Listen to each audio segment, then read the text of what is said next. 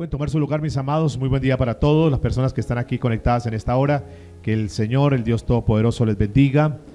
Que podamos tener un tiempo muy especial en esta serie que nos ha dado Poder para Vencer. Lo que Dios está haciendo es una especie como de arquitectura, donde nos está formando, nos está diseñando, nos está construyendo, para que una vez recibamos las lecciones de Dios, salgamos allá afuera y podamos impactar a la gente. Hay en nosotros muchas cosas que tienen que ser cambiadas todavía. ¿Están conmigo? ¿Están conscientes de eso? Hay muchas cosas en nuestro carácter, nuestra forma de ser, que necesitan ser enmendadas, que necesitan ser restauradas. Estos días iba conduciendo y vi en el parachoque de un vehículo que decía: no me metas en tentación, yo puedo encontrarla por mí mismo. No me metas en tentación, yo puedo encontrarla por mí mismo. Y eso me dejó algunas reflexiones en mi vida. ¿Qué querrá decir esto? Que no me metas en tentación, yo puedo meterme allá por mí mismo. ¿Qué será esto? Ayúdeme, por favor. ¿Qué querrá decir esto? Que nadie necesita meterme en ninguna tentación, que no necesito ser empujado por nadie, sino que yo mismo puedo caer solito, ¿verdad? ¿Y cuántas tentaciones hay? Muchas. ¿En qué momento se presentan las tentaciones? En todo momento, ¿verdad? En todo momento. Estamos siendo bombardeados por el enemigo a través de las tentaciones. El enemigo busca de cierta manera desestabilizarnos, y aquellos que dicen: yo quiero caminar con Dios, quiero hacer las cosas al derecho. ¿Alguien ha pensado así? Yo quiero de una vez por todas ya, ahora sí, decidirme y comenzar a vivir como Dios manda. ¿Es así o no que se presentan circunstancias que en muchas ocasiones nos hacen volver para atrás, nos hacen salirnos del camino y terminamos otra vez como que donde comenzamos? Y así se la pasa la vida. Es una vida cíclica, una vida donde solamente son intenciones, y como que en algunos casos pareciese que damos un paso adelante, pero retrocedemos dos. Y nos encontramos así. Entonces nos la pasamos nosotros justificando nuestra vida, nuestra conducta, nuestro comportamiento, la situación que vivimos. Siempre nos la pasamos justificándonos con otros, y siempre como pretendiendo de que yo no soy el culpable son las circunstancias, el culpable es fulano de tal, el culpable es cualquier situación, el gobierno, lo que sea, pero nunca asumimos nuestra responsabilidad. Caso común encontramos que seguramente en medio de su familia, algún conocido, hay personas que les gusta el trago, que les gusta emborracharse. Y cuando uno habla con ese grupo de personas, entonces todos, aunque tienen su situación particular, casi que los argumentos son los mismos. Algunos argumentan como ¿qué? ¿Por qué toman? ¿Por qué se emborrachan? ¿Qué dicen ellos? Algunos por decepciones amorosas, ¿verdad? No, entonces para ahogar las penas, entonces van a una cantina y piensan que con eso solucionan el problema. Otros dicen: no, es que tengo problemas familiares, no, es que estoy mal con mi esposa, es que estoy mal con mis hijos, entonces como que esto me hace olvidar de cierta manera la situación que tengo, y entonces hago eso. Otros, pues no, por la parte económica, el trabajo, estoy mal, entonces piensan que con eso como que buscan escaparse de una realidad que están viviendo. Pero ¿cuántos saben que todo esto simplemente son excusas? Y que no es por culpa de fulano, por fulana, por la circunstancia, sino que ellos son los culpables de la situación en la cual se encuentran. Y uno de los problemas se da en eso, estriba en eso, en que mientras nosotros no asumamos nuestra responsabilidad y que pretendamos nosotros culpar a otros, no vamos a poder tener éxito en la solución de los problemas. ¿No vamos a poder qué? Tener solución. Porque la solución se da cuando yo reconozco que tengo un problema, que tengo una dificultad, pero que yo soy el culpable el 100% de la situación que estoy viviendo. Por eso es que diferentes tratamientos muy loables quizás de pretender ayudar a ese tipo de personas, pero mientras la persona no quiera, mientras la persona no asuma su responsabilidad, mientras la persona no reconozca que necesita una ayuda, no va a pasar nada, y sencillamente se está perdiendo ¿qué? El tiempo, y seguramente muchos recursos. Bueno, lo mismo pasa en la vida espiritual, escúcheme. Mientras nosotros no reconozcamos que necesitamos de Dios, que de una vez por todas necesitamos cambiar y reconocer nuestro estado, reconocer nuestra condición y saber que hay cosas en nosotros que estamos haciendo mal. Alguien que reconozca que está haciendo las cosas mal, que hay cosas que hay que cambiar, que hay cosas que definitivamente tenemos que dejar, que tenemos que abandonar, como el carácter, el mal genio, la gritería, las mentiras, el robo y una cantidad de cosas. Mientras la gente no reconozca que está mal y que piense que el culpable es otro, para que de esa manera como que el peso se lo colocan en los hombros de otro, pero él sale en limpio, mientras no se asuma una responsabilidad y decir, yo tengo que ya encarar mi situación, encarar mi vida y ver qué es lo que está pasando. Ahora, esto de echarle la culpa a otros, ¿es nuevo? ¿Qué creen ustedes? ¿Es una nueva ola que se está gestando? Esto de culpar a los demás es algo que nació ahorita, es por culpa del gobierno. No. ¿Cuándo sale esto? ¿Cuándo nace esto? ¿Desde cuándo se sabe que siempre se busca culpar a otros? Desde el huerto del Edén, muy bien. Ahí en el libro de Génesis capítulo 3 versículo 12, ustedes conocen muy bien la historia. Adán le dice, la mujer que me diste como compañera, ella fue la que me dio ese fruto y yo comí.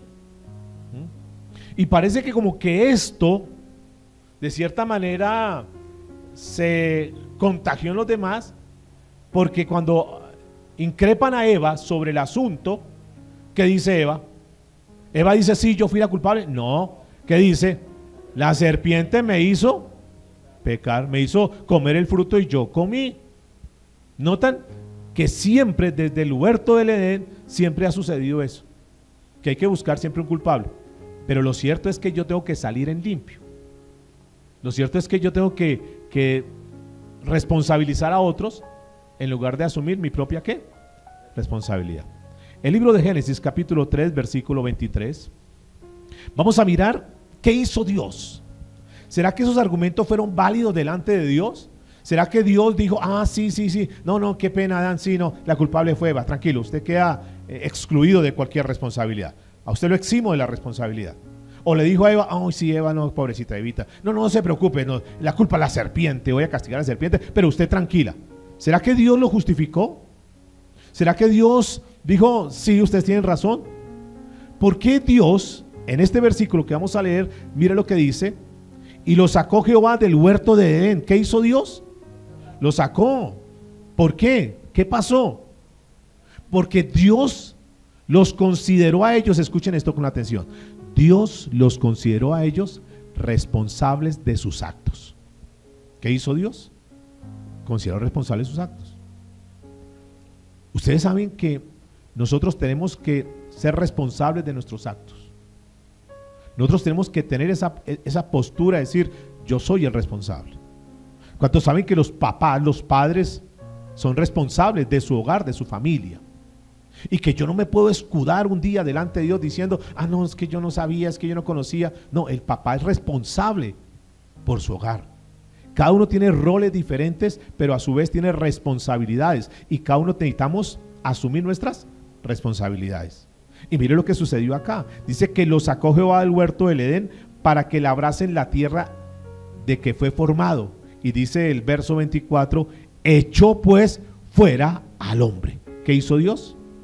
Lo echó fuera. O sea, uno podría decir, uy Dios, pero cómo es de duro, pero de cierta manera no fue culpa de Eva, de cierta manera no fue culpa de Adán. Ahora, además, es la primera vez que se equivocan. Ellos no se han equivocado, Dios. ¿Por qué tiene que ser tan drástico en esas decisiones? ¿Verdad? Y esto es una analogía porque muchas veces nosotros queremos seguir jugando con el pecado. Muchas veces nosotros, aunque conocemos la palabra de Dios, las cosas de Dios, que decimos que somos cristianos y que venimos a un lugar y que levantamos nuestras manos y que cantamos y que cerramos los ojos y que oramos y que tenemos una Biblia, muchas veces nosotros creemos y abusamos de la gracia de Dios, porque Diosito me entiende, Diosito, él sabe. No, escúcheme, estamos hablando de un Dios que es amoroso, un Dios que es misericordioso, pero también un Dios que es recto, un Dios que es santo. De hecho, la única palabra que se repite para Dios es eso: santo, santo, santo, 3 veces santo. Pero nosotros jugamos con eso. Adán tenía todo, ya lo vimos en la lección anterior, tenía todo el privilegio, tenía todo lo que quisiera él tener. Sin embargo, dejó a un lado eso para hacer lo que él quiso. Ahora, ¿quién obligó a Eva? ¿Quién obligó a Adán? Lo hicieron de una manera ¿qué? Voluntaria. Ellos desobedecieron porque quisieron desobedecer. Mientras una persona quiera seguir en su pecado, es muy complicado. Porque la mejor manera para salir del pecado, y eso sucede con el tema que estábamos tocando ahorita de los alcohólicos, la mejor manera para comenzar una restauración, que es posible, porque ¿cuántos saben que para Dios es posible? Dios puede cambiar, no importa en qué condición, en qué situación, si estamos hablando de drogas, si estamos hablando de alcoholismo, si estamos hablando de un hogar que se destruyó, si estamos hablando de una quiebra económica, para Dios no hay nada imposible. Dios puede levantar, Dios puede restaurar, pero cuando la persona decide que lo quiere hacer y que necesita hacerlo, porque si la persona no quiere, le pueden hacer todos los tratamientos, pueden pagar todo lo que sea, llevarlos a los mejores lugares, pero si la persona no quiere cambiar, es muy difícil. Porque Dios no forza a nadie. Dentro de las cosas que Dios nos dio fue el libre albedrío, la libre decisión de dar los pasos que nosotros consideramos que hay que dar. ¿Están conmigo hasta ahí, por favor? Entonces, mientras nosotros no tratemos con esto, mientras no nos dispongamos a adoptar la responsabilidad como algo que nos compete a nosotros, sencillamente quiero decirles, estamos perdiendo el tiempo. Mientras tú y yo no decidamos cambiar definitivamente, entregar nuestra vida a Dios, mientras no decidamos dejar muchas cosas que están en nosotros, que tenemos que abandonar y que reconocemos que afectan a otras personas, que están dañando a otras personas, que están contaminando a otras personas, que yo soy el culpable de ese ambiente que he generado en mi casa, de ese carácter, de ese temperamento que yo tengo, y entonces me escudo en mi temperamento, que ahí es donde quiero entrar a trabajar hoy. Nos escudamos en muchas cosas y tenemos una cantidad de excusas para justificarnos a nosotros, y una vez más, para poner la responsabilidad que me corresponde a mí, ponérsela en los hombros de los demás. Pero dígale que está a su lado, no es así, yo tengo que asumir mi responsabilidad. Y dentro de esas excusas que siempre colocamos, que pretenden como eludir, me escapo, me escabullo, para que no me echen la culpa a mí, entonces, ¿qué es lo que uno normalmente encuentra si es que nosotros no las hemos dicho? Porque muchas de ellas las hemos dicho. Una de ellas es que yo soy así. ¿Alguien ha dicho eso? ¿Alguien le ha escuchado? No, es que yo soy así. Y entonces con esa, perdónenme la palabra, esa socarrona excusa de que yo soy así, los demás tienen que cambiar y tienen que aceptarme como yo soy. Y entonces no solamente que estoy afectando a los demás con ese argumento, sino que ahora los demás se tienen que amoldar a mí. Y como yo soy así, entonces lo que tiene que hacer es la esposa aguantarme porque él es así, o porque yo soy así. Entonces los hijos tienen que aguantarme porque como yo soy así, entonces pues aprendan a convivir porque yo soy así, en lugar de decir, esa forma de ser mía, ese comportamiento no es el más adecuado y yo tengo que producir los cambios necesarios para que el ambiente sea mejor. Entonces me quedo yo ahí, me quedo como la víctima y ahora soy el pobrecito y que los demás tienen que estarme atendiendo y entendiéndome. Y que cuando tengo el mal genio y cuando comienzo a gritar y cuando comienzo a hacer muchas cosas, entonces los demás tienen que salir a esconderse, pero pues como yo soy el hombre de la casa, me tienen que aceptar de esa manera. La pregunta es, ¿será que eso es correcto? ¿Qué creen ustedes? Ahora, podría ser válido, pero no se justifica, podría ser válido de personas que no conocen a Dios, ¿verdad? Pero lo que sí no debería ser válido es para personas que decimos conocer de Dios y que estamos siendo formados. Porque yo no puedo decir, es que yo soy así. Bueno, yo era así, pero la Biblia dice que en Cristo Jesús las cosas viejas que han pasado, ahora todas son ¿qué? Hechas nuevas, y yo tengo que ser una nueva criatura, una nueva creación, ¿sí o no? Yo no puedo excusarme porque no sé si de pronto alguien se sienta aludido, que lleva años en la vida cristiana, pero no cambia. Su carácter es el mismo, su mal genio es el mismo, su gretería es lo mismo, sigue robando, sigue mintiendo y viene a la iglesia. No es concebido eso, amados. Perdonen la palabra, o somos o no somos. Pero yo no puedo jugar al ser el cristiano, yo no puedo jugar a ser el cristiano de apariencias, ni puedo excusarme, es que yo soy así, es que toda la vida ha sido así, ¿sí? Es que desde niño, desde que yo me acuerdo era así. Esos son los argumentos y lo que la gente dice. Eso es válido, repito una vez más, para los que no conocen a Cristo, pero si tú eres regenerado en Cristo Jesús, tú eres una nueva criatura y tú tienes que tener cambios en tu vida. Y tú no puedes pretender que los demás te acepten con tus errores, sino que tú tienes que comenzar a hacer cambios en tu vida. Escúcheme lo que dijo el apóstol Pablo en Colosenses capítulo 3, versículo 8. Colosenses 3, 8. Dice la Biblia: pero ahora, ¿pero cuándo? ¿Cuándo es ahora? Diga, ahora ya, muy bien. Ahora. Que no es permisivo que llevas 10 años, pastor, estoy en un proceso. Es que no, ya, qué cuentos, amados. Porque con esa excusa de procesos, que en algunas cosas sí hay unos procesos, pero hay cosas que tienen que ser muy tajantes, que tienen que ser muy radicales en nuestra vida.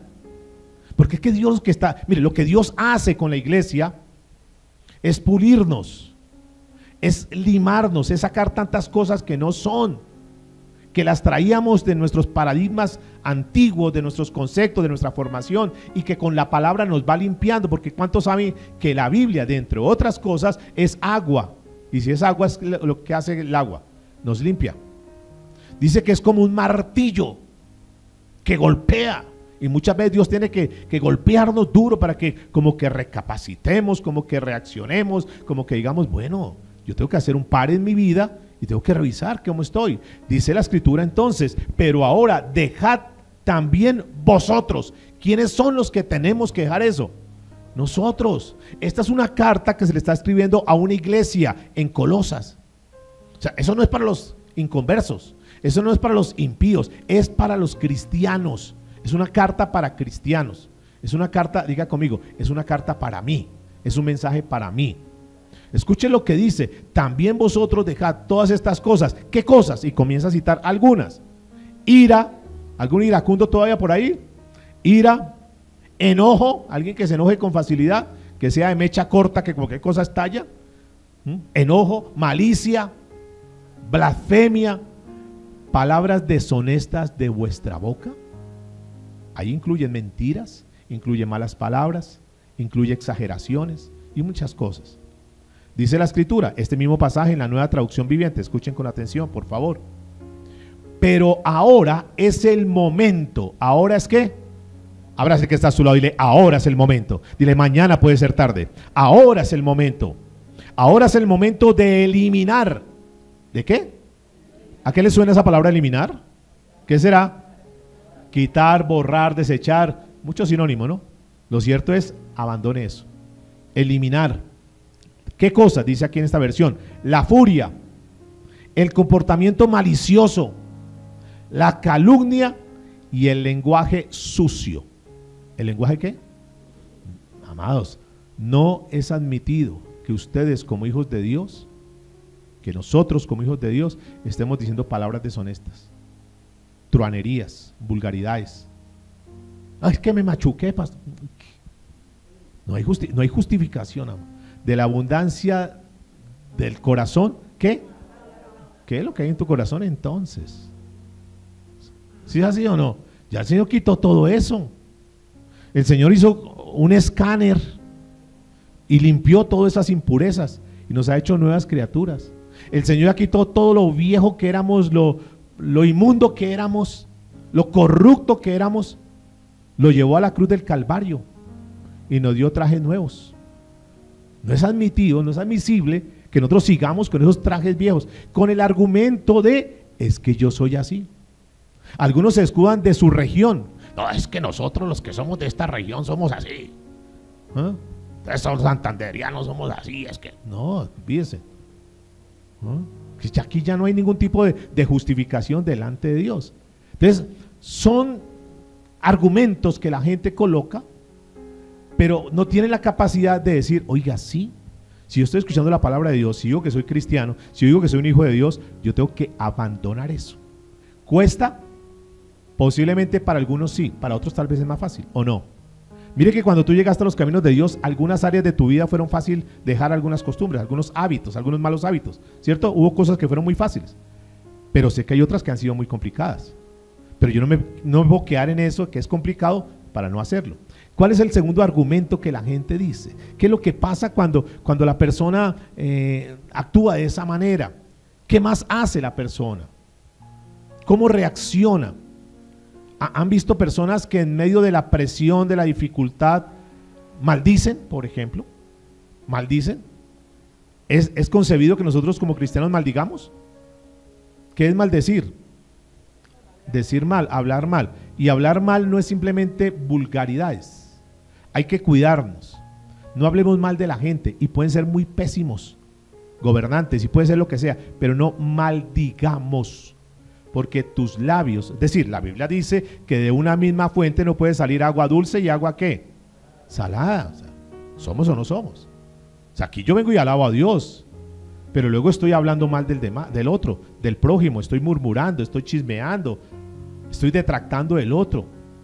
Eso es delicado. La lengua perversa, el pecado de la chonjara que dice la Biblia. Hay que cuidarnos en eso. Ahora, algunos tomamos una actitud, digo tomamos porque sé que en ocasiones nos ha sucedido. Hablo por mí, no sé de pronto si alguien se identifica conmigo. Muchas veces cuando estamos enojados y particularmente con la esposa, los que tenemos la fortuna de estar casados, ¿cuántos saben que estar casados es una fortuna, es una bendición? Mira, esos 3 o 4 que... Escúcheme, muchas veces cuando hay alguna diferencia, ¿cuál es la actitud que nosotros tomamos? Cuando estamos enojados con la esposa, cuando estamos en desacuerdo con algo, ¿qué actitud tomamos? A ver, ustedes no, ¿qué hacen ustedes? Se ponen a orar y Señor. ¿Ah? Esa es la palabra. Guardamos silencio y me quedo callado, no digo nada. ¿Sí o no? ¿Y ese silencio cuánto puede durar? ¿Unas horas? ¿Unos días? ¿Unas semanas? ¿Unos meses? O muchas veces años. ¿Y cuántos de los que están aquí honestamente pueden decir, yo llevo años que no hablo con esa persona porque es que y no le volví a hablar? Y es que así me quedo. ¿Y yo por qué? Y podemos saber que estamos mal con nuestra esposa, con nuestros hijos, y no les hablamos. Y creemos, ay, pero eso qué pecado puede ser. ¿Cierto? Alguien podría decir, ¿qué pecado puede ser eso? No hablar. Mejor no hablo para no ofender. ¿Han escuchado por ahí decir eso? No lo ofendo porque cada vez que hablo lo ofendo. Entonces mejor me guardo silencio. Pero ¿cuántos saben que eso también es delicado? Eso también es pecado. ¿Qué sería lo correcto? Lo debido, lo que tendríamos que hacer en una situación como esa. Lo correcto. ¿Qué cuesta? Sí. ¿Qué sería? ¿No sería mejor encarar la situación? Venga, hablemos, ¿qué pasó? O sabes que mira, no me gustó eso. Esa palabra que me dijiste no me gustó. Eso que no me gustó. Entonces yo le expreso a la persona cuál es mi desacuerdo. Y también permito que ella me hable para saber, no, yo pensé, mire, yo estaba pensando en otra cosa. Yo pensé, yo imaginé, yo no, entonces ya nos ponemos de acuerdo y ya como que no le damos lugar a quién. No. Porque el enemigo se mete ahí. Y cuando el enemigo se mete ahí comienza a socavar y comienza a avanzar y él no se queda simplemente con que guarde en silencio. Ahora ya comienza uno a ofenderse, a hacer cosas que le hieran para que le duele. Y ahí entonces el enemigo sigue ¿qué? Tomando ventaja. Y cuando damos cuenta, destruyó un hogar, destruyó una familia, destruyó una relación de padres a hijos. Simplemente porque no se tomaron los correctivos necesarios en el momento oportuno. Por eso diga el que está a su lado, es delicado. Y tenemos que tomar cartas en el asunto. Escuché estos días de un joven muy talentoso, pero muy introvertido. Muy introvertido. Él no socializaba con la gente. De pronto sí, si conocen personas así se pueden ubicar. Pero muy talentoso, tenía un coeficiente intelectual alto, sobresalía en su parte académica. Le gustaba practicar deportes y sobresalía en atletismo, era muy excelente. La música, le gustaba interpretar instrumentos, muy excelente, pero era muy callado. Cuando se le increpó al joven por qué era así, teniendo tantas cosas, él dijo, lo que pasa es que yo aprendí desde pequeño a guardar silencio. Porque mi papá cuando estaba enojado no me hablaba. Y yo me acostumbré a eso. Y el comportamiento de su papá frente a alguna situación que se daba difícil era guardar silencio. Y el niño desde muy pequeño aprendió a guardar silencio y su temperamento, su carácter, su forma de ser, su estima se le formó de esa manera. ¿Cuántos saben que muchas veces nosotros sin querer con nuestra forma de ser estamos dañando el autoestima de nuestros hijos? Luego preguntamos por qué nuestro hijo es así, por qué nuestra hija es así. Porque diga conmigo, como padres nos afectamos muchas veces con nuestra forma de ser. Por eso lo mejor en todos los casos es hablar con ellos. Ahora, sé que ese jovencito Dios lo va a liberar. Sé que un día si él entrega todo eso y dice, Señor, sí, perdóneme, él puede ser sanado.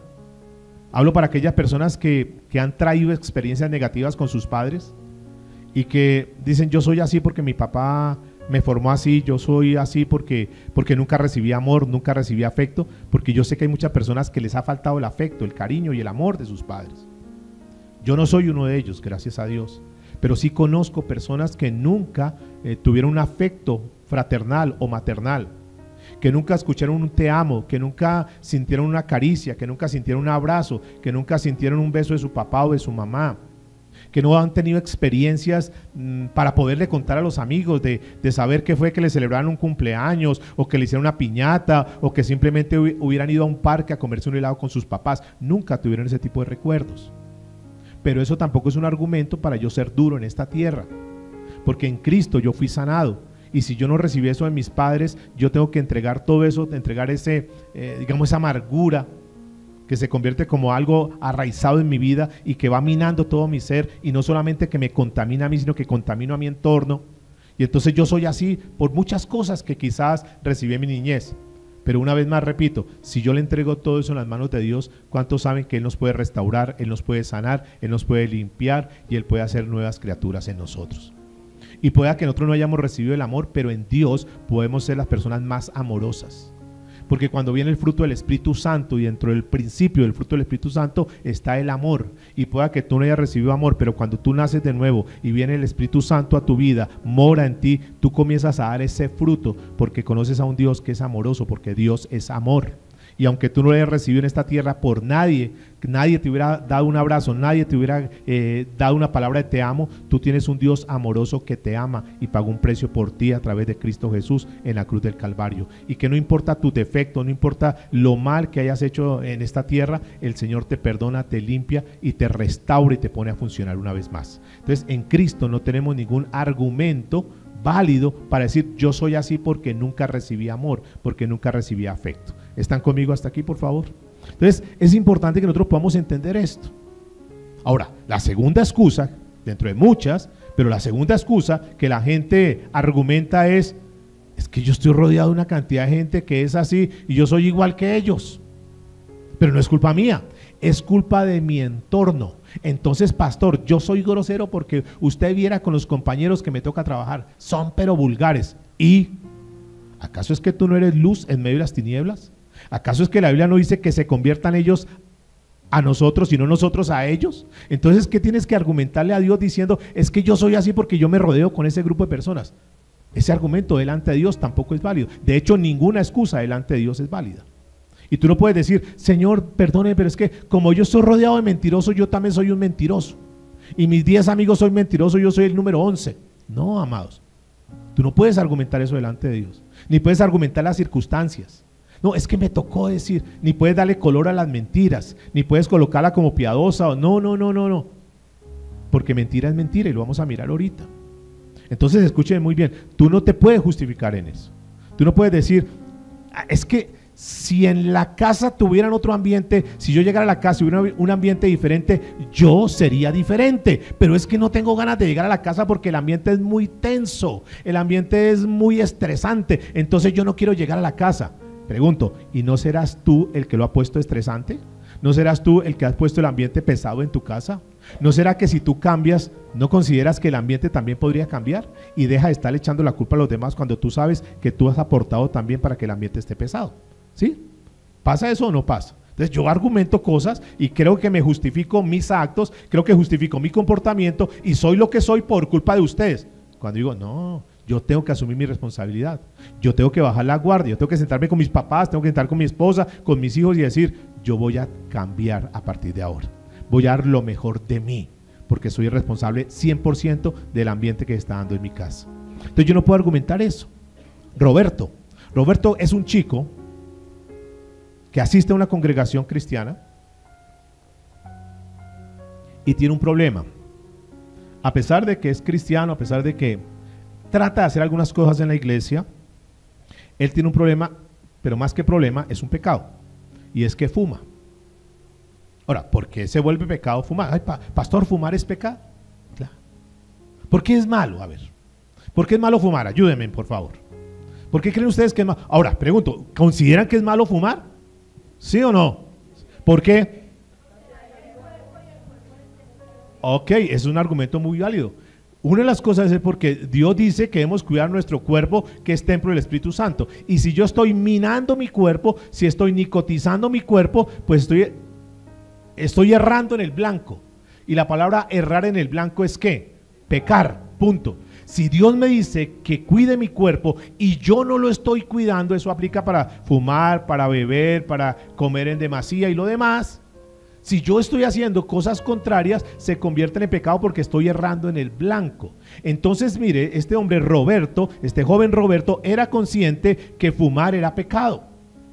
¿Sí? Él era consciente. Sabía que eso era mal delante de Dios. No solamente por eso, sino también porque no era de buen testimonio para con los demás. ¿Sí o no? O sea, no solamente que es pecado, sino que también es de mal testimonio. Si mis vecinos saben que soy cristiano y me ven fumar, es más, si ustedes saben que yo soy el pastor por la misericordia de Dios y ustedes un día me ven por ahí fumando, que yo no lo hago, nunca lo he hecho, ni lo haré, pero que por alguna razón me vieron fumando, ¿ustedes qué concepto se llevan? ¿Qué imagen se van a ver? ¿Qué van a pensar ustedes? ¿Qué van a pensar? ¿Se ve bien? No. Ahora, no se ve bien ni el pastor ni a ninguno que se precie de ser cristiano. Pues este joven se sentía así. ¿Y qué argumentaba? ¿Qué decía?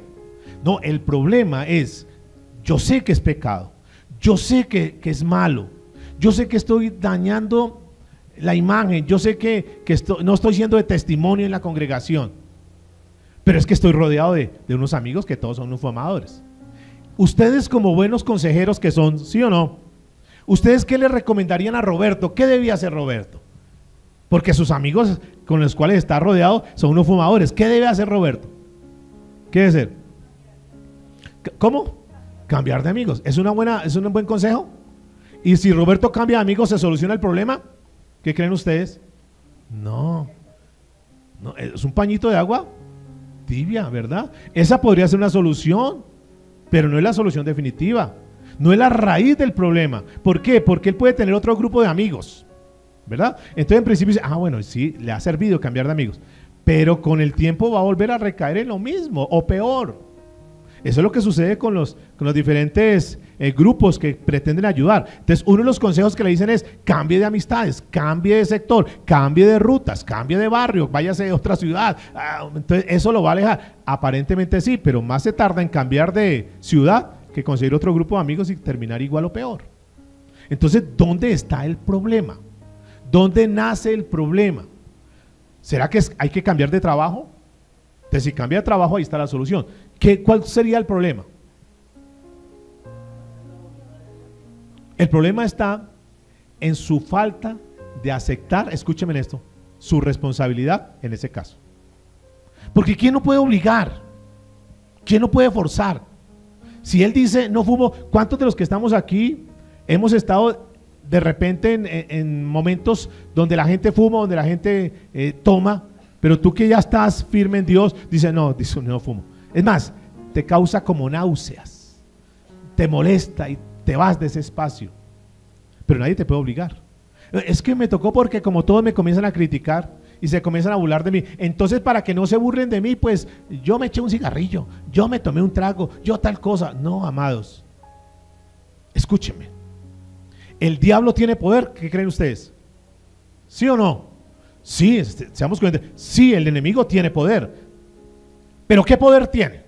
O sea, ¿hasta dónde llega su poder? Pregunto, ¿el poder del enemigo es ilimitado o tiene un límite? Tiene un límite, muy bien. ¿Qué es lo que puede hacer? ¿Tiene poder para qué? Muy bien. El primer poder que el enemigo tiene es para tentar. Y segundo, para engañar. Son dos poderes que tentar y engañar. De ahí no puede hacer nada. Es decir, el enemigo no puede obligar a nadie a pecar. Porque si el enemigo tuviera el poder para obligar a alguien para pecar, entonces no existiría la tentación. ¿Me están entendiendo o no? Claro. Solamente él puede tentar y puede ¿qué? Manipular, puede engañar, pero de ahí no puede hacer absolutamente nada más. ¿Por qué? Porque el enemigo sabe que solamente es la persona la que toma la decisión de obedecerle o no obedecerle. Fuimos creados de esa manera. O sea, ninguno puede decir, no, es que era tan terrible que no me tocó. No. ¿Quién es el que tienta finalmente? ¿Quién tienta? ¿Dios lo puede tentar? ¿Dios puede tentar a alguien? ¿No o sí? No, la respuesta rotunda es no. Dios no tienta a nadie. Vamos a mirar ahorita por la palabra. Pero ¿cuál es un tercer argumento que la gente puede colocar para justificar su actitud? Es que en mi familia todos son así. Uy, es que nosotros los de apellido somos así todos. Todos somos así. Por eso es que, o sea, mi temperamento, mi carácter es que todos somos así. Uy, y más que soy santanderianos que nosotros. ¿Sí han escuchado cosas como esa? Que somos así. Ahora, ¿eso es justificación? ¿Qué creen ustedes? Uy, es que si conocieran mi familia, ay, ustedes me entenderían.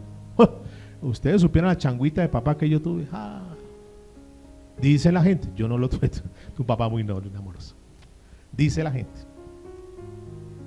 Entonces creen que justificarse con lo que eran sus papás, entonces les permite hacer lo que hacen. ¿Será justificado delante de Dios eso?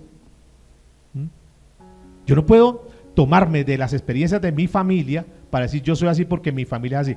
Dios nos cambió la identidad. ¿Sí sabían eso o no? Dios nos cambió la identidad, nos cambió la ciudadanía. Entonces ya nosotros no somos, estamos en esta tierra, pero ¿qué? No somos de esta tierra, somos simplemente ¿qué? Peregrinos, pasajeros. Pues yo no me puedo dejar afectar por las circunstancias. Estamos en un mundo caído, sí, pero no quiere decir que yo tenga que actuar igual que el mundo. ¿Están conmigo por favor hasta ahí? Tina, una china de locuaz, una jovencita muy dada a hablar con la gente. Excelente consejera, que yo quisiera tenerla acá para que diera consejos. Excelente consejera. Y cuando se encargó a Tina por qué ella era así, Tina dice, mira, pastor, lo que pasa es que desde niña yo fui maltratada de esta y esta manera. Y yo tengo todo eso de niña. Luego en jovencita pasé por esta y estas dificultades. Ella es una muy buena consejera, pero ella siempre habla de lo que le pasó a ella y que ella es como es por lo que le pasó de niña, por lo que le pasó de jovencita. Pero Tina no ha tomado la decisión de cambiar y dejar eso. ¿Saben por qué razón? Porque Tina se acostumbró a vivir simplemente para comentar lo que pasa y argumentar lo que ella tiene, justificándose con eso, pero no toma decisiones de cambiar. Muchas personas en la vida cristiana, lo digo porque las he escuchado, que siempre dan los mismos argumentos y son lo que son por lo que les pasó. Pastor, lo que pasa es que abusaron de mí y yo soy lo que soy porque abusaron de mí. ¿Es válido eso o no? ¿Qué creen ustedes? Yo tengo que reconocer que eso afectó la vida, que afectó mi vida, que afectó algo en mí, pero que ya no puedo seguir con eso ni puedo seguir cargando con eso. Y peor aún, acostumbrarme a que eso sea lo que yo le diga a los demás para que los demás me tengan una especie como de ¿qué? De lástima, de pesar, de pobrecita, y ahí sí me la paso. Entonces yo sé, y ella es consejera, ella sabe que se le está haciendo daño y le ayuda a muchas personas, le da consejo, pero ella está viviendo eso y no ha soltado eso. ¿Será que tenemos que seguir cargando con eso? ¿Será que tenemos que seguir cargando con nuestro pasado que nos ha perjudicado? ¿Qué creen ustedes? Por eso el otro punto es que necesito soltar mi pasado. Necesito deshacerme de ese pasado. Necesito librarme de ese pasado. Porque ese pasado es lo que me inculpa a mí, lo que me amarra, lo que tiene como empeñado mi futuro, pero que no me doy cuenta que eso también está amargando a los demás y está dañando a los demás. Cuando no asumimos la responsabilidad, estamos perjudicando a otros. Mire lo que dice Romanos capítulo 12, versículo 2. Dice la Biblia, en esta versión lo voy a leer, nueva traducción viviente. No imites las conductas, Romanos 12, 2. No imites las conductas ni las costumbres de este mundo. Escúcheme. ¿No imite qué?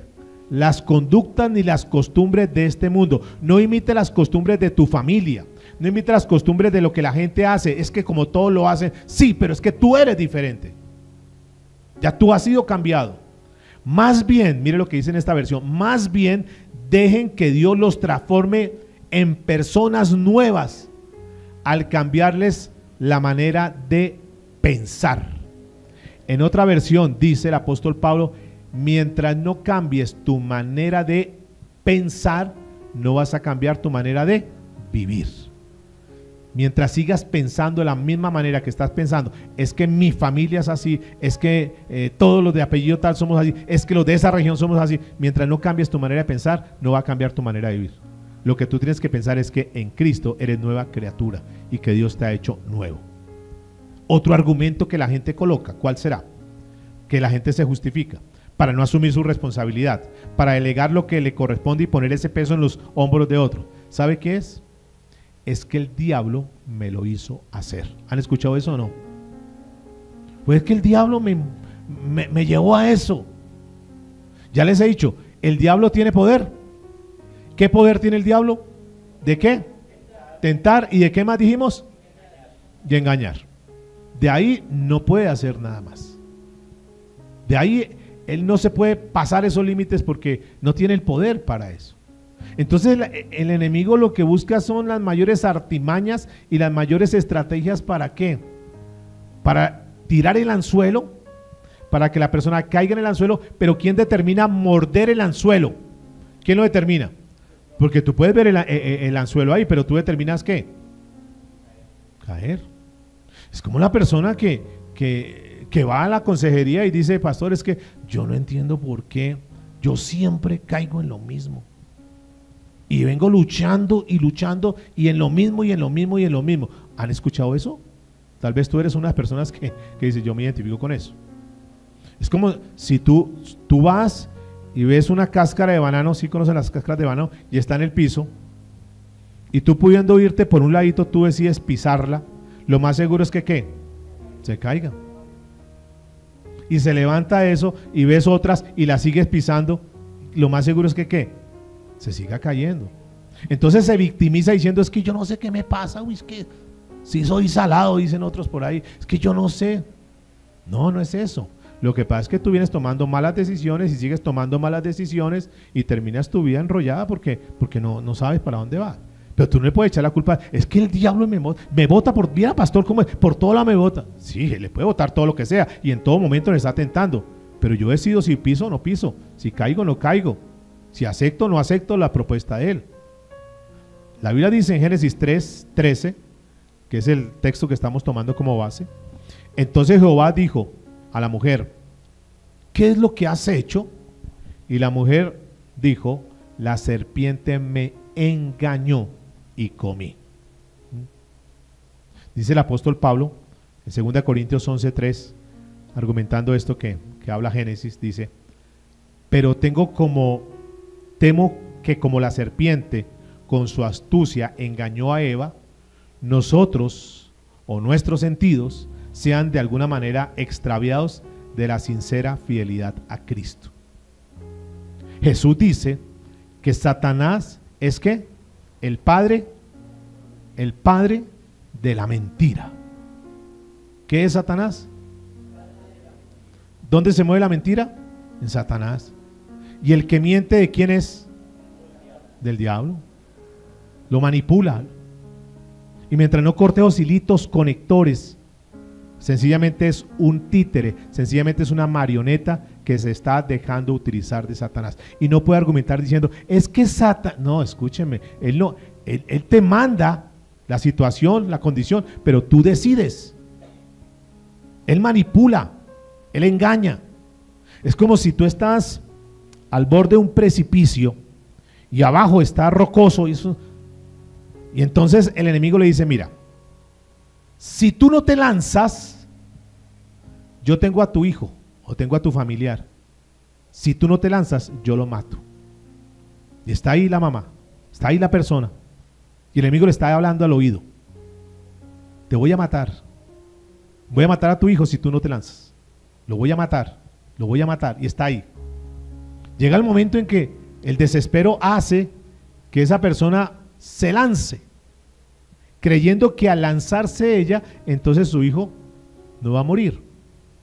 Pero cuando se da cuenta que va a ir cayendo, se da cuenta que es una mentira, que fue engañada, ya no puede hacer nada. Ya cayó en la tentación, ya cayó en el pecado. Y eso es lo que el enemigo está haciendo a toda hora. ¿Por qué la gente se quita la vida? ¿Qué creen ustedes? Dicen, ¿cómo se quitó la vida? ¿Usted cree que el enemigo estaba trabajando ahí o no? ¿Qué le estaría diciendo? A ver, ¿qué le podría estar diciendo? Yo nunca he pasado por ese episodio, entonces no sé, no puedo decir, a mí me dijo, no, pero ¿qué han escuchado por ahí? O si de pronto alguien ha pasado por ahí, ¿qué será lo que el diablo le está diciendo ahí para que la persona finalmente tome una decisión tan nefasta? ¿Qué estará diciendo? ¿Qué le está diciendo el enemigo? A ver, ¿qué dirá? Sí, esto ya para qué sigue viviendo, usted ya todo lo hace mal, entonces ¿para qué sigue? ¿Qué mal le dice? ¿Qué más podrá decirle? Quite su vida, y si quita su vida, se acaban los problemas. Arréglalos. Sí, separa el dolor, ya no va a sufrir más. Pare de sufrir.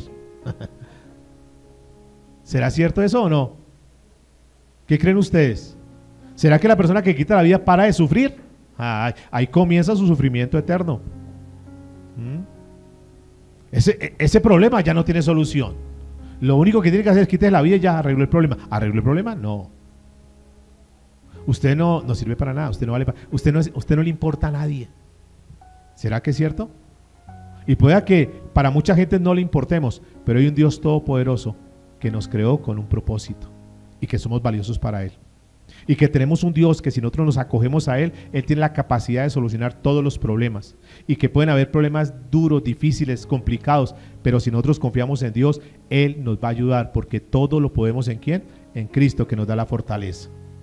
Pero el enemigo le está argumentando porque está mintiendo, y eso es lo que el enemigo hace, mentir frente a la tentación. Él no puede llevarte, el enemigo no tiene el poder, escuchen eso, no tiene el poder de empujar a la persona, no tiene el poder de empujarla, la seduce para que ella tome la decisión, pero él no puede empujar a la persona. La serpiente, cuando engañó a Eva, la tentó diciéndole una cantidad de cosas, pero nunca vemos que la serpiente obligó a Eva, ni que le metió la manzana en la boca. ¿Cierto? Que no fue así. Simplemente le dio argumentos, porque de ahí está, muy bien. La guerra espiritual es una guerra de argumentos. ¿Qué es la guerra espiritual?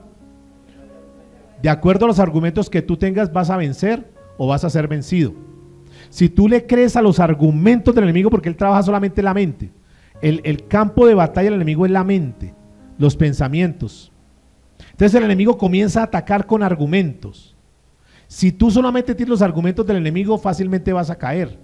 Pero si tú tienes la palabra de Dios, porque esa fue la tentación que tuvo Jesús. ¿Cuántos saben que Jesús también fue tentado? Tentado en todo, pero ¿qué? Sin pecado. ¿Y cómo argumentó, cómo le desbarató Jesús los argumentos que venía trayéndole Satanás? ¿A través de qué? De la palabra de Dios. Por eso tenemos que llenarnos de la palabra de Dios, pero no solamente acumular palabra de Dios, sino que tenemos que vivir la palabra de Dios, que no seamos simplemente oidores olvidadizos. Diga que está a su lado, no seas un oidor olvidadizo, sino que tienes que ser un hacedor de la palabra. ¿Qué tenemos que ser? Hacedor. Porque el diablo es padre de la mentira y te va a engañar, te va a seducir, te va a colocar al borde, pero tú decides si le crees al enemigo. Allá los niños están trabajando con eso. A mí me fascina el trabajo que se hace con niños, que aparentemente es un trabajo anónimo, pero allá se está sembrando la palabra, para que esos niños salgan con principios y con valores, para que cuando sean tentados los niños, dice mi esposa, corten esos hilitos, cuando el diablo venga que mienta, córtele ese hilito, no mientas, no caigas en eso, y los niños están siendo formados en eso. Y si hay uno de los ministerios fuertes y poderosos que el año entrante, con el favor de Dios, vamos a darle un empujón grande, es al ministerio de los niños. Quisimos ensayar con cosas como damas, pero creo que para muchas no es interesante damas, entonces ahí va a haber un stand-by. Con caballeros intentamos, pero pues parece que están muy ocupados, muy empresarios, entonces vamos a trabajarle con los niños. Vamos a un semillero de esperanza para hacer cosas tremendas, porque ahí está la nueva generación. Y tenemos que ser edificadores de nuevas generaciones, porque los niños deben saber, como nosotros, que frente a la tentación, frente a la dificultad que se venga, nosotros tenemos que estar tomados de la palabra de Dios. Instruye al niño en sus caminos, que aun cuando fuere viejo no se apartarán de ellos. ¿De acuerdo? Entonces hay que sembrar la palabra. El enemigo va a trabajar, va a socavar mucho. Los niños están siendo atacados, los colegios están siendo atacados.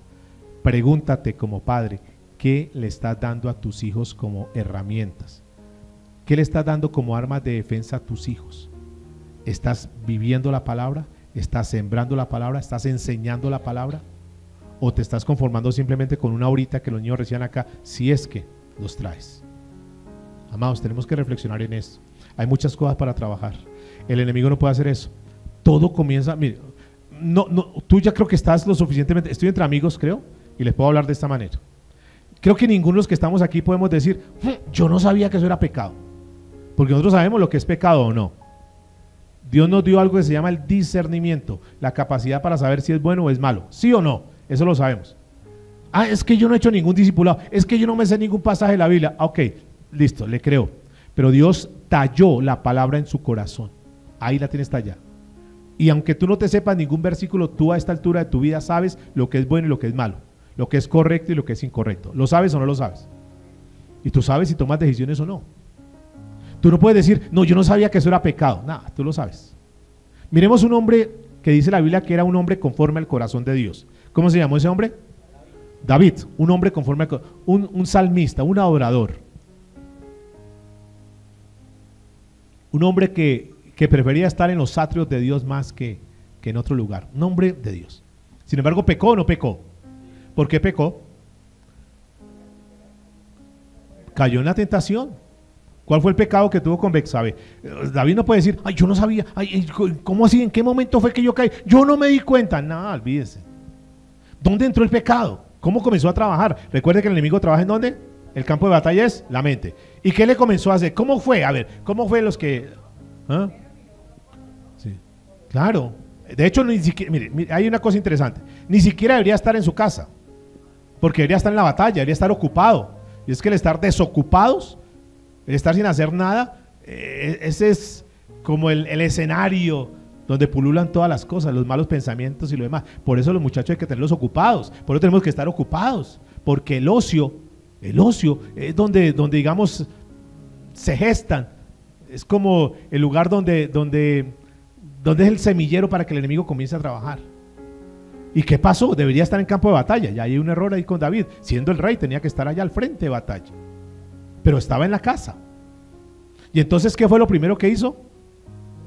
Miró, diga conmigo, miróla. Entonces miró allá a Betsabé. Ahora, ¿la miró ya? No, contempló eso. ¿Y quedó ahí solamente con mirar? No. ¿Qué pasó con eso que vio? ¿A dónde lo bajó? A su corazón. ¿Y qué hizo entonces? La deseó. Diga, deseóla. La deseó a Betsabé. Y comenzó a hacer un cuadro. Claro, está Urías en batalla, esto está que yo soy el rey, tiene que obedecerme. Y comenzó a maquinar, porque eso no crea que se cae en el pecado de la noche a la mañana, se maquina, ¿cierto? Espere que su mamá no esté, su papá no está, y ahí le llego y no sé qué. ¿Se maquina todo o no? Se maquina, eso no fue, quién sabe, se maquinó.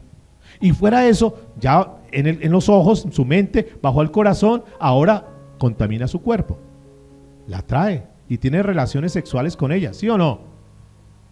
Eso no fue por obra y gracia del Espíritu Santo. Y entonces esta mujer, fruto de la relación sexual, ¿cómo quedó? Embarazada. Eso no es, yo no sé por qué quedó embarazada. Yo ni me di cuenta por qué quedó embarazada. Ahí, a ver. Entonces nos hacemos los ingenuos, no sé. Entonces diga conmigo, miróla, deseóla y preñóla, ¿sí o no? ¿Eso fue lo que pasó o no pasó? Eso sucedió, eso no fue gratis. Porque es un proceso que el diablo va haciendo. Y fíjese que el enemigo cada vez va tomando más y más y más y más y más ventaja. Eso no se queda con algo poquito. Siempre va a querer más hasta que termine envolviendo completamente a la persona. Entonces yo no puedo justificarme diciendo es que fue el diablo. No, ¿quién tomó la decisión? David. David tomó la decisión. ¿Alguien lo empujó? ¿Alguien lo llevó? ¿Alguien lo obligó? Urías le puso el arma diciendo es que tiene que sacar. No, él lo hizo voluntariamente. Y entonces, ya como vemos que con Satanás, por ese lado Dios no va a justificar eso, porque si Dios no lo justificó con Adán, no lo justificó con Eva, tampoco lo va a justificar con nosotros. Amén. Entonces le echamos la culpa ¿a quién? ¿A quién? ¿A quién? A Dios. Ah, fue Dios. Porque Dios permitió eso. Porque Dios no frenó la serpiente. ¿Dios podía frenar la serpiente? Claro. ¿Por qué no la frenó? Adán argumenta, ¿para qué me dio esa mujer? Mire, si yo no hubiera tenido esposa, no hubiera caído en eso. Pero usted fue el que me dio la esposa. ¿Para qué me la dio? De una forma indirecta está culpando ¿a quién? A Dios. Y eso no la pasamos nosotros culpando a Dios. Es que yo soy así. Él fue el que me hizo. Él fue el que me dio ese carácter. Él fue el que me puso en esta familia. ¿Para qué me iba a poner esta familia? ¿Para qué me iba a poner esa persona? ¿Cierto? ¿Y será eso válido o no? ¿Dios tiene el poder para frenar este tipo de cosas? Sí. Pero también Dios nos dio la libre elección para tomar decisiones. No era lo que Dios quería con Adán, lo dijimos la semana anterior. Dios quería para Adán todo lo mejor y le dio todo lo mejor para que viviera excelente. No era el propósito de que el hombre trabajara, que la mujer tuviera dolores de parto y una cantidad de cosas que ya vimos. No era el deseo de Dios. No es el deseo de Dios que tú y yo pasemos por situaciones duras y difíciles. Pero infortunadamente pasamos por eso, por nuestras malas decisiones. Pero tú no puedes argumentarle a Dios diciendo, yo hice lo que hice fue por culpa suya. ¿Para qué me colocó esa persona? ¿Para qué me puso la tentación? ¿Para qué me llevó a trabajar allá? ¿Por qué me puso a trabajar allá? Ahí. Y siempre entonces queremos salir en limpio y que los culpables tienen que ser otros. Pero voy a la parte final entonces. ¿Qué dice el Señor? Santiago capítulo 1 versículo 13. Dice la escritura, Santiago 1:13. Cuando alguno es tentado, no diga que es tentado de parte de Dios, porque Dios no puede ¿qué? Ser tentado por el mal, ni Él tienta a nadie. Dios no tienta a nadie. Él no puede ser tentado por el mal. Y es que le voy a hacer para que sufra. No, ese no es el Dios que nosotros tenemos. Tal vez algunos papás sí tienen ese pensamiento. Eso para que le duela, que sufra. Pero nuestro Padre Celestial no es así. Él no tiene contemplado eso para nosotros. Él siempre busca el bien para nosotros. De hecho, el infierno no fue creado para el ser humano. ¿Sí sabían eso o no? ¿Para quién fue creado el infierno? Para Satanás y todos sus demonios. Pero él no va a querer estar solo. Por eso arrastra. Es que Dios manda a la gente al infierno. ¿Dios manda a la gente al infierno? ¿Dios manda a alguien al infierno? No. Cada uno toma su decisión, se va solo de acuerdo a sus decisiones. Es el pecado, es la falta de conocer a Jesús lo que lleva a la gente a la condenación, al infierno. Punto. No le eche la culpa a Dios. Dice Deuteronomio capítulo 30, yo les doy a escoger entre el bien y el mal, escoge tú. Yo les diría, escojan el bien, pero la decisión es de ustedes. Por eso es que las excusas no tienen ningún argumento delante de Dios. Y un día cualquier tipo de excusa que tú quieras maquinar para decirle a Dios, Dios es que tal cosa, no va a funcionar. Escuchen por favor lo que dice la escritura, 2 Corintios capítulo 5 versículos 9 y 10. No hay ningún lugar para huir, escuchen. No hay ninguna escapatoria, no hay ningún argumento, no hay algo que sea válido delante de Dios para decir, a este sí se lo voy a perdonar. Escuche lo que dice la palabra. Por tanto, procuramos también, o ausentes o presentes, serles agradables. Verso 10, atención. Porque es necesario que todos nosotros, una vez más, es una palabra para la iglesia, una iglesia ahora en Corinto, dice la Biblia, porque es necesario que todos, ¿quiénes son todos? Todos, mire lo que dice, es necesario que todos, ¿qué pasa con todos? Nosotros compadezcamos ante el tribunal de Cristo. ¿Sí sabían eso? Que un día todos estaremos ante el tribunal de Cristo. ¿Alguien lo sabía o es novedad? Un día todos estaremos ante el tribunal de Cristo. ¿Para qué? Para que cada uno reciba según lo que haya hecho. O sea, cada uno recibe su recompensa. ¿Bueno o no? Claro. Es el día de las recompensas. Y todo lo que nosotros hacemos ese día vamos a recibir la recompensa. Pero escuche lo que sigue diciendo.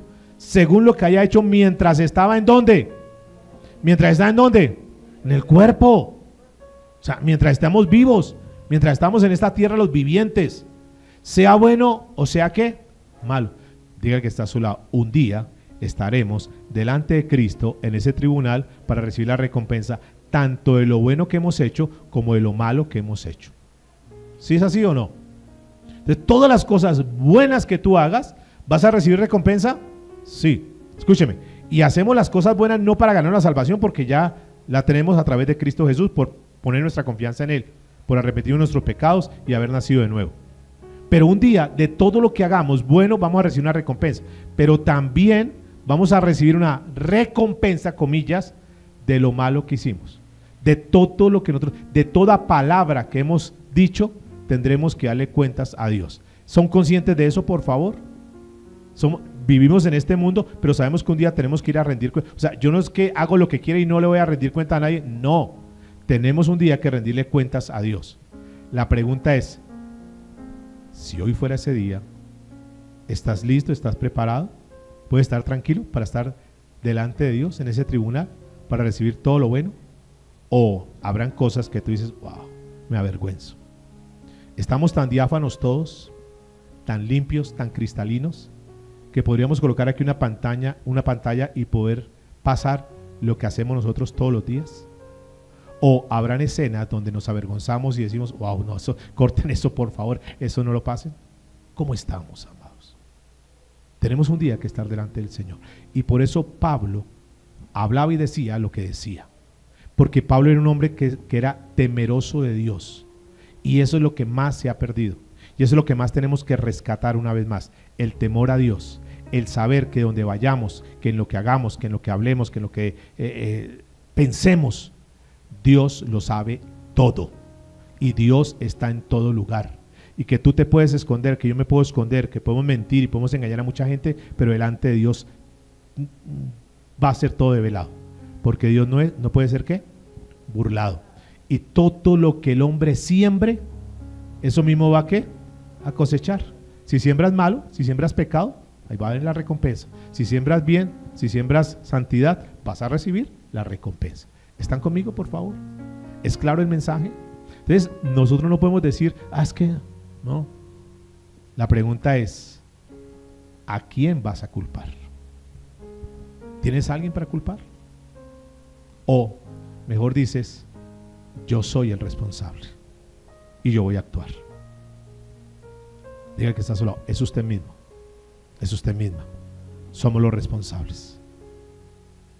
El poder para vencer es el título hoy, victoria sobre la tentación. ¿Cuándo tenemos la victoria? Cuando no cedemos a los argumentos del diablo, cuando le creemos, y la verdadera guerra espiritual es argumentos.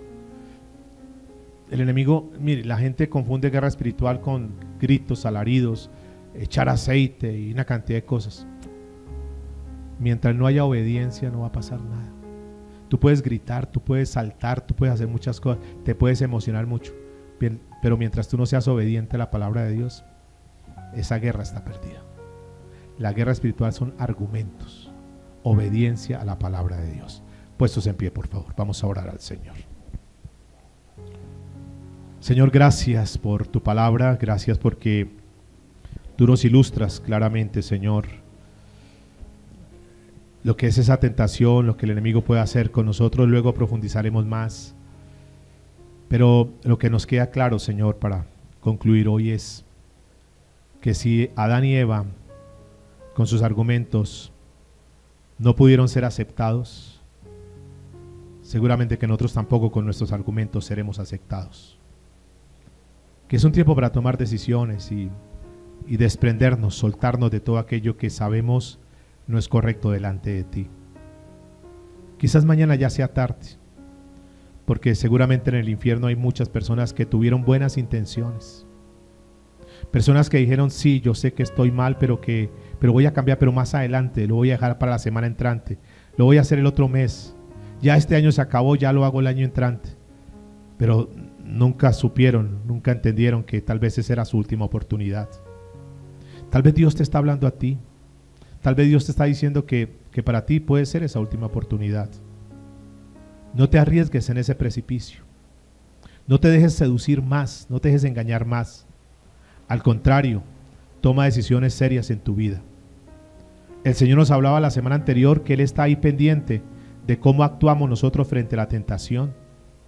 ¿Qué hacemos frente a la tentación? Y sabemos que si cedemos ante la tentación, el enemigo va a sacar una bandera de victoria y va a celebrar que Él te pudo convencer y que caíste en la carnada de Él. Pero que también Dios está ahí pendiente para que tú puedas decir, no, no más, corto con esto, voy a hacer un cambio, para que Dios pueda levantar una bandera de victoria y que pueda decir, Él es mi hijo, ella es mi hija. ¿A quién queremos congraciar? ¿Con quién queremos estar bien?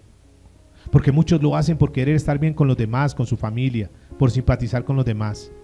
Pero realmente, si en algo tú tienes que trabajar y que yo tengo que trabajar, es primeramente en demostrarnos que sí podemos hacer cambios. Es podernos demostrar a nosotros mismos que junto con Dios podemos superar cualquier montaña, cualquier dificultad. Somos nosotros los que tenemos que ser mañana un testimonio vivo, fehaciente, que fuimos cambiados y fuimos restaurados y que Dios nos ha dado la victoria. Que tú y yo seamos la gloria de Dios en esta tierra.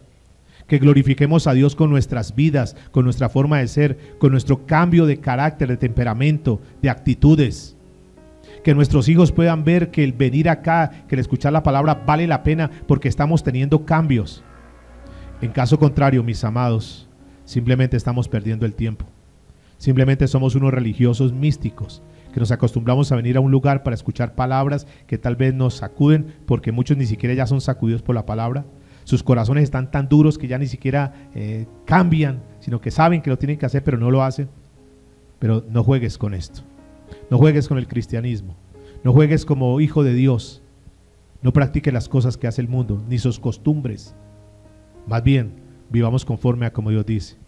Somos nuevas criaturas y lo vamos a demostrar que en Cristo tenemos el poder para salir adelante, para poder ser vencedores en Cristo Jesús.